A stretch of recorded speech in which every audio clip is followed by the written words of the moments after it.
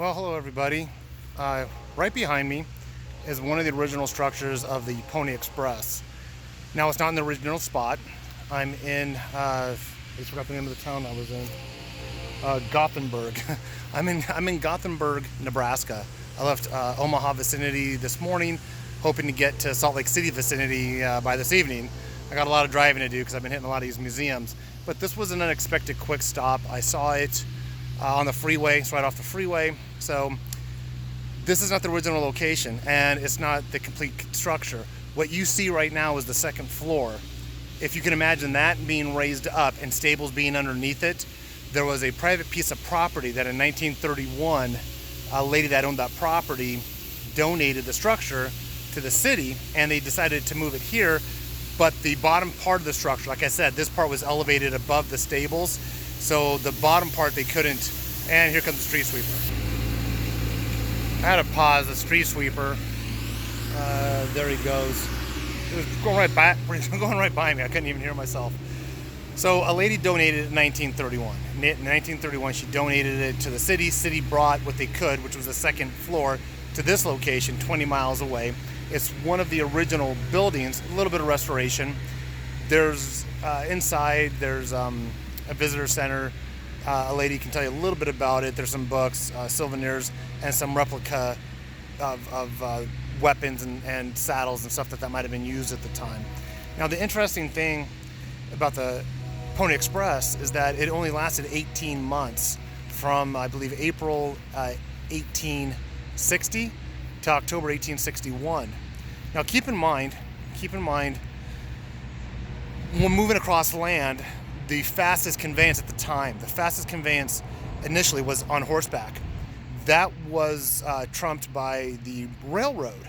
So the Pony Express takes place, and their final destination is from, I can't remember the exact town in Nebraska, but their final destination is in Sacramento. That's where they're running to, from the east side of Nebraska, maybe even a little bit farther. But anyways, they're going to Sacramento, California. The Transcontinental Railroad completes in 1869, and its terminus is in Oakland, San Francisco Bay, but it cuts through Sacramento. A couple of things to note is, number one, got to keep in mind that in 1849, California was a territory, and 1849 is when the gold rush peaked, or when it started. And then a year later, in 1850, it gets statehood. So that might have been a motivation to get that Transcontinental Railroad into Sacramento, to make that a state, American territory. Now, make that territory of the United States a state. So there is a vast amount of territory between here in Nebraska, because Nebraska doesn't become a state until like 10 years later. So in between here and California is territory. They're not states. It doesn't have statehood yet. Only California does. It's way out there. So you have the gold rush of 1849, statehood in 1850. Pony Express is going from 1860 to 1861. What concludes it, why it only lasted for 18 months, was that the telegraph took its place. Now, at the time when the Pony Express was running, they were getting communication, and it was mainly government and military communication via mail, hard copy mail, from this area to Sacramento. So, and if you've seen movies or heard stories about it, they would come into these stables. There'd be a fresh horse waiting. The rider would swap out horses and continue going on to the next station. I'm not sure how many of these stations there were lining the way, but for only 18 months. After that 18-month period, that gap that it was filling to get communication to the west was filled by the telegraph, and the telegraph was moving along as the railroads moved along.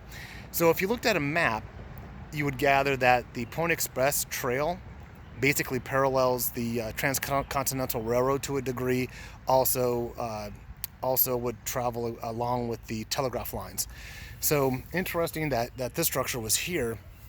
Like I said, it's an original second story of it, and there's some history you can learn from it, but it's interesting to see how that technology and the need to communicate.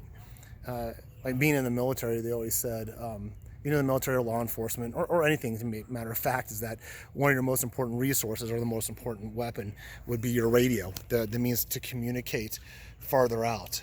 Communication is key. So that was the whole idea. So when the telegraph came up and it proved to be a viable substitute, and that's what the plan was, they went ahead and dismantled the Pony Express. But it has some cool history to it. Driving down here, I just saw a sign, pulled over. One notable thing, I do not plan to hit a lot of museums on the next 2 days. I need to get back into Oregon and settle up this trip and unload the truck. But anyways, there you go. One of the, if you ever get those opportunities, and what's nice is that it's quiet, plenty of parking. The truck is right over there, plenty of parking, very quiet, and it just seems like people are visiting kind of in bursts. So there's a little bit of history on the Transcontinental Railroad, statehood, territories, and the Pony Express. Have a good one, and I hope to be home soon. Bye-bye.